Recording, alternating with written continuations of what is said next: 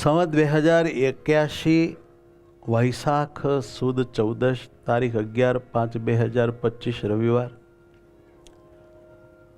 શ્રી સ્વામિનારાયણ મંદિર કુંડળધામ દ્વારા ચાલતી રવિસભા આવો નજીક થઈએ ભાગ 76 ખોટું મૂલ્યાંકન.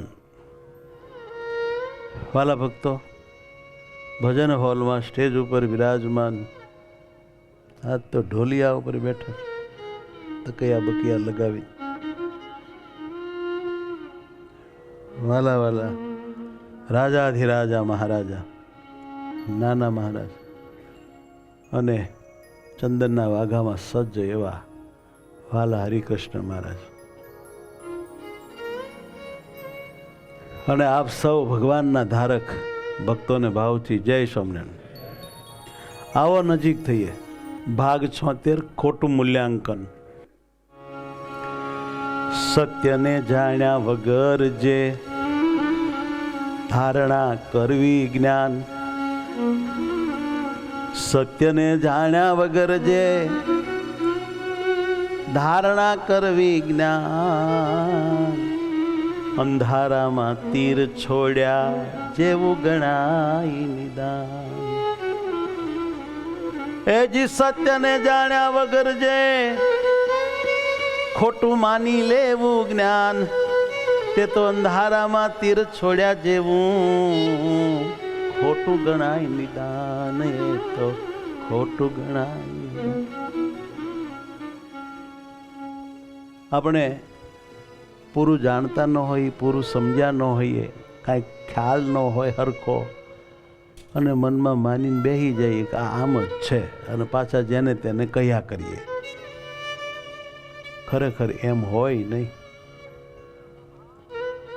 આ તો બહુ ખોટું કહેવાય.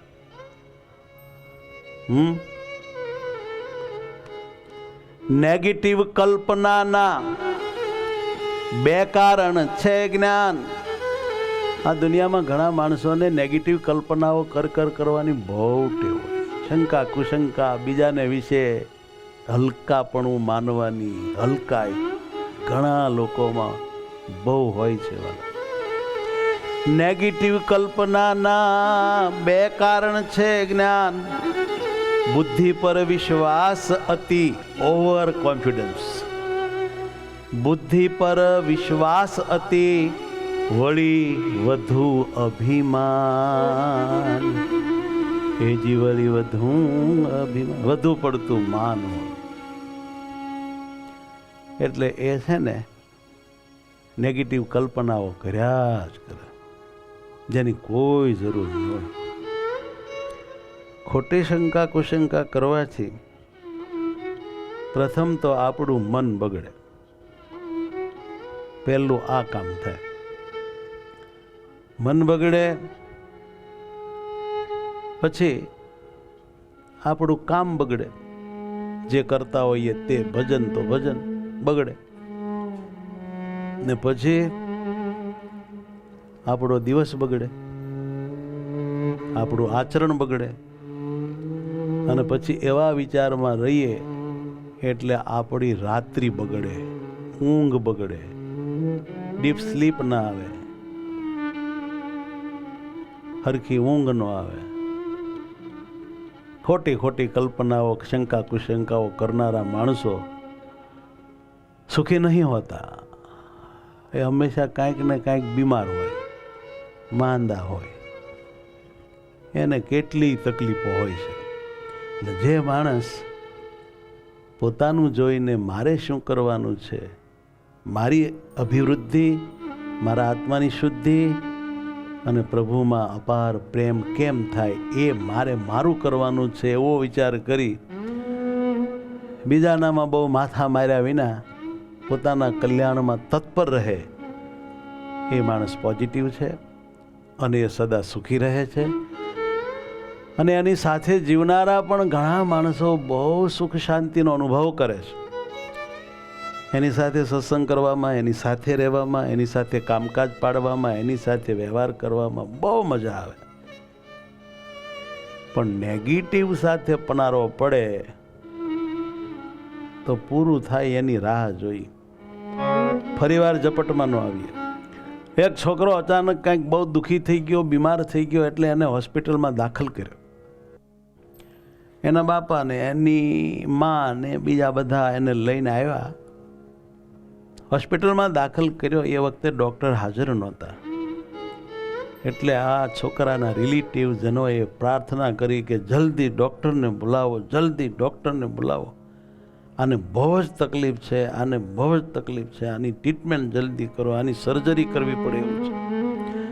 એટલે ડૉક્ટરને બોલાવવા માટે હોસ્પિટલના સ્ટાફે ફોન કર્યો.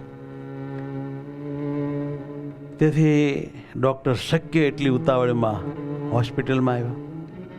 તેમણે જલ્દીથી કપડાં બદલ્યા અને સીધા સર્જરી બ્લોકમાં ગયા. હવે એના વચ્ચે જ છોકરાના પિતા ડૉક્ટરની રાહ જોતા જોતા હોલમાં આમ તેમ આટા મારતા હતા અને બહુ ધૂંધવાતા હતા. એ ભટકાઈ ગયા.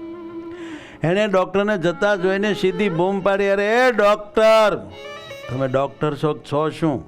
તમે આવવામાં આટલો બધો સમય કેમ લીધો? શું તમને ખબર નથી કે મારા દીકરાનો જીવ જોખમમાં છે? તમને ફોનમાં વાત તો કરી હતી. શું તમને જવાબદારીનો કોઈ ખ્યાલ છે, કાંઈ ભાન છે? ડૉક્ટર થઈને બેસી ગયા છો. ડૉક્ટરે હસીને કહ્યું, કાકા માફ કરજો, હું હોસ્પિટલમાં નહોતો અને હું ફોન આવ્યા પછી શક્ય તેટલી ઉતાવળે ઝડપથી આવ્યો છું. અને હવે હું ઈચ્છું છું કે તમે શાંત થાવ તો હું મારું કામ કરી શકું. હું શાંત થાવ.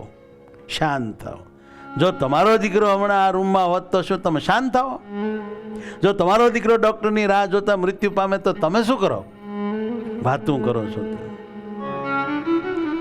ડૉક્ટર સાહેબ કે ભાઈ હવે તમે નિરાંત રાખો, મને કામ કરવા દે. જે કોઈ ખૂબ ઝડપથી જજ કરે છે જ્ઞાન.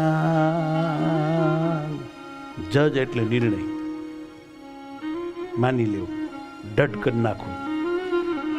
જે કોઈ ખૂબ ઝડપથી જજ કરે છે જ્ઞાન. જે કોઈ ખૂબ ઝડપથી જજ કરે છે જ્ઞાન. તેવો અતિશય ઓછું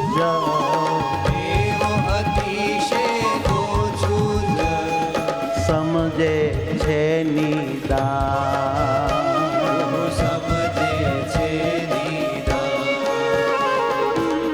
પૂરું વિચાર્યા વિના, પૂરું સાંભળ્યા વિના, પૂરું જાણ્યા વિના હાટ લઈને માની જ લે આમ જ છે, ધડાકા મારે. આવા જે કોઈ માણસો છે એ અતિશય ઓછું સમજે છે. એને ઢગલા મોઢે સમજણની તાણ છે. ઉપલો માળ લગભગ ખાલી છે એમ સમજવું. અને એવાની સાથે જીવવાનું થાય, નિર્ણય કરવાના થાય, કામ કરવાનું થાય તો થોડીક પૂર્વ તૈયારી રાખવી, તકલીફ તો પડવાની જ. જો બકા આવા માણા અરે કામ કરવામાં થોડો ડખો તો રહેવાનો જ, કમી ખાવાનો, બીજું હું. આ કેટલુંક બહુ ઓછું સમજનારા માણસો સત્સંગમાં હોય જ. યજ્ઞમાં બેહવાય આવતા હોય, નો નામ લખાવે, નો ટાઈમે આવે, ઘૂંસ મારે, ડખો કરે, આ કરે, તે કરે, તે એમ રહેવાનું જ. ત્યાર બધાય દાદા ખાચર જેવા ક્યાંથી હોય? આમ નામ બધાને ધીમે ધીમે ભજન કરાવી, સત્સંગ કરાવીને દાદા ખાચર જેવા હરોડીને કરવાના છે. કોઈ છે નહીં કે ધીમે ધીમે ધીરજ રાખવી પડે. આ કાકાની જેમ કરવું નહીં. કાકા તો બહુ ગરમ થયા. ડૉક્ટરે ફરીથી હસીને જવાબ આપ્યો કે ભાઈ, અમે ભગવાનની કૃપાથી અમારા શ્રેષ્ઠ પ્રયાસો કરીશું અને તમારે પણ તમારા દીકરાના સ્વસ્થ જીવન માટે પ્રાર્થના કરવી જોઈએ. તમે આમનામ બૂમો પાડોમાં પ્રાર્થના કરો. ત્યાં એનો બાપો બોલ્યો, હા, જ્યારે આપણે ચિંતિત ન હોઈએ ત્યારે સલાહ આપવી બહુ સરળ હોય છે. પ્રાર્થના કરો, પ્રાર્થના કરો. છે કાંઈ તમારી તકલીફ? સલાહ જીકવી છે ને. પછી ડૉક્ટર વ્યાઈ ગયા. આની યારે હું માથાકૂટ કરે? એનો છોકરો મુશ્કેલીમાં તો ડૉક્ટર બાંધતો તો જલ્દી જાઓ ડૉક્ટર સાહેબ એમ કહીને મોકલી દેવાય. એટલે બદલે બસ આને કાવું માર્યું કહેવાય. ડૉક્ટર તો તત્કાલ સર્જરી હોલમાં વયા ગયા. થોડા કલાકો ઓપરેશન ચાલ્યું, મોટું હતું. અને પછી ડૉક્ટર ખુશ થઈને ઓપરેશન થિયેટરમાંથી બહાર આવ્યા. છોકરાના પિતાને વિનમ્રપણે કહ્યું, ભગવાનનો આભાર, તમારો દીકરો બચી ગયો. છોકરાના બાપા તો રાહ જોઈને જ બેઠા હતા, ક્યારે ડૉક્ટર આવે ને શું સમાચાર આપે.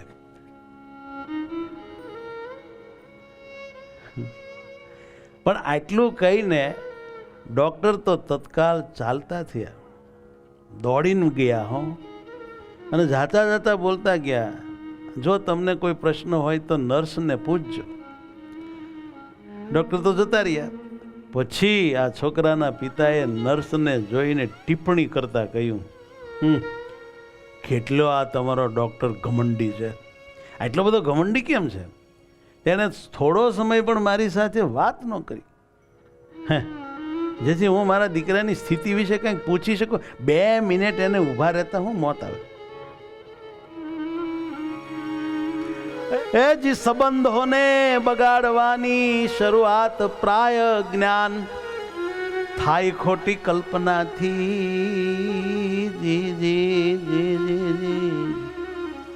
થાય ખોટી કલ્પનાથી, સમજો આ વિજ્ઞાન. સંબંધો બગાડવાની શરૂઆત ખોટી કલ્પનાથી જ થાય છે. આ રહસ્ય જ્ઞાનને સમજો. જો ખોટી કલ્પનાઓ બહુ જીક ના કરીએ તો સંબંધો આપણા બધા સાથે સારા રહે. સંબંધો સારા તો શાંતિ બહુ રહે અને સહાયતા બહુ મળે. અટવાઈએ નહીં, મૂંઝાઈએ નહીં. કાંઈક થાય તો બધાય મદદે દોડી આવે. પણ બગાડીને બેઠા હોઈએ બધા હારે, કોઈ કામ કરવા આપણું આવે નહીં. સરખો કોઈ જવાબ દે નહીં આપણા સ્વભાવ જોઈને. આ કાકાએ જ્યારે ડૉક્ટર વિશે આવું બધું કહ્યું ત્યારે નર્સની આંખોમાં આંસુ આવી ગયા. બેન બેચારી રડવા માંડી ને રડતા રડતા એણે કહ્યું કે અંકલ, તમને કાંઈ ખબર નથી ને તમે શું કામ આટલું બધું જજ કરો છો? કેમ ખોટો છું? અંકલ, જે હોતે તમે, પણ તમને ખબર નથી. ડૉક્ટર સાહેબનો દીકરો રોડ અકસ્માતમાં મૃત્યુ પામ્યો છે. તમારા દીકરાની સર્જરી કરવા માટે જ્યારે અમે એને બોલાવ્યા ત્યારે તે તેના દીકરાની અંતિમ વિધિમાં હતા. છતાં તે તમારા દીકરાની સર્જરી કરવા માટે તરત જ અહીં દોડી આવ્યા અને તમારા દીકરાનો જીવ બચાવ્યો. અને હવે તે પોતાના દીકરાની અંતિમ વિધિ પૂર્ણ કરવા દોડીને નીકળી ગયા છે. મને શું ખબર લ્યા, આવા ખહુરિયાન પછી એટલે આટલું જ બોલવાનું આવે. લોહી પી જાય બધાનું ને પછી કે તાર મને ખબર ન હોય પછી હું એમ જ કરું ને. તો કોડા પહેલા જાણી તો ખરો, ઉલેલ ઉલેલ કરે છે તે.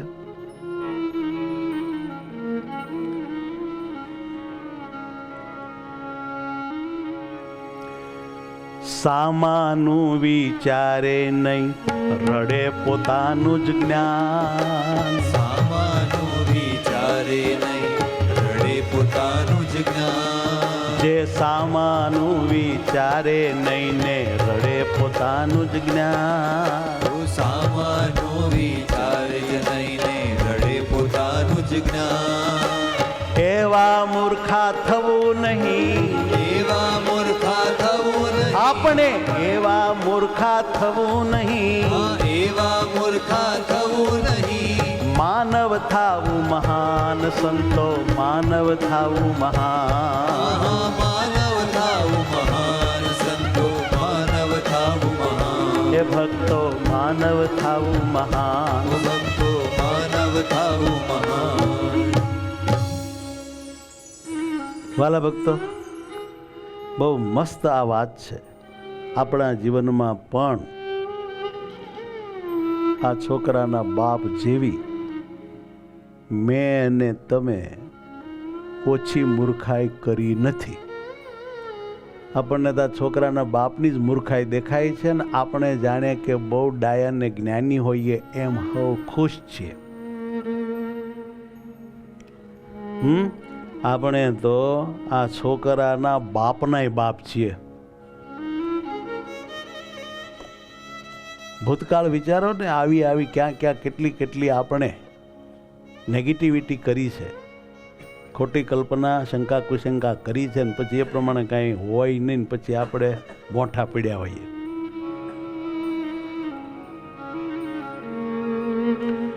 જ્ઞાન દરેક પરિસ્થિતિની ઘણી બધી બાજુ હોય, એમાંથી આપણે એક જ શકીએ છીએ જોઈ. દરેક પરિસ્થિતિ એક હરખી ન હોય, એના ઘણા પાસાઓ હોય, ઘણા પહેલું હોય, ઘણી બધી બાજુઓ હોય. આપણે તો એક જ બાજુ જોઈ શકીએ છીએ. જ્ઞાન દરેક પરિસ્થિતિની ઘણી બધી બાજુ હોય, એમાંથી આપણે એક જ શકીએ છીએ જોઈ. જ્ઞાન કોઈ પણ પુસ્તકનું એક પાનું વાંચી કાંઈ આખા પુસ્તકનું સંપૂર્ણ મૂલ્યાંકન ન જ થાય. મૂલ્યાંકન ન જ થાય. આ સ્ટોરીનું નામ છે ખોટું મૂલ્યાંકન. કોઈ પુસ્તકનું એક પાનું વાંચીને આપણે એમ કહી દઈએ કે આ બધું આમ છે, એમ ન થાય. ખોટા પોતાની બુદ્ધિ ઉપર ઓવર વિશ્વાસ અને વધારે પડતો અહંકાર હોવાથી નેગેટિવિટી આપણામાં હોય છે, અને આપણે ખોટું જજ આખો દિવસ કરતા હોઈએ છીએ. આ રીતે આપણા મનની, આપણા જીવનની, આપણા સમયની ખૂબ બરબાદી થતી હોય છે. ખૂબ ખોટો આપણો બધો જ કલ્યાણકારી સામાન ભગવાને આપ્યો હોય છે તે વપરાતો હોય છે.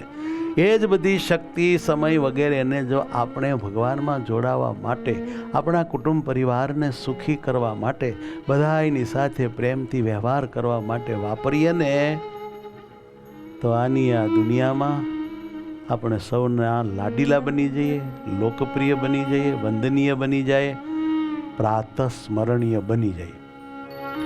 માટે આપણી ભૂલોને સુધારીએ. બધાને ભાવથી જય સ્વામિનારાયણ.